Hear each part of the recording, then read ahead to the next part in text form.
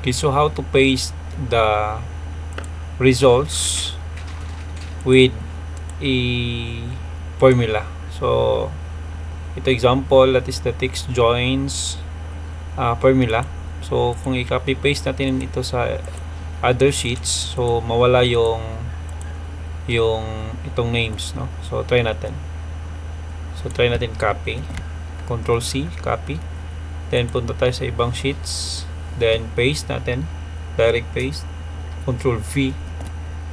So ito mawala. So yung lalabas dito is naka asterisk reference number. So meaning hindi siya mapipaste kasi formula yung paste, which is nawala yung data. So ganito lang ang ating gagawin. So delete muna natin ito. So back to the data. So first we need to copy all the data. So copy natin. After that, transfer to the other sheets. Then we need to paste. So right click natin. So please click paste special.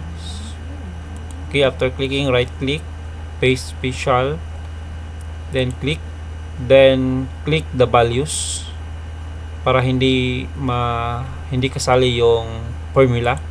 Click the values and okay.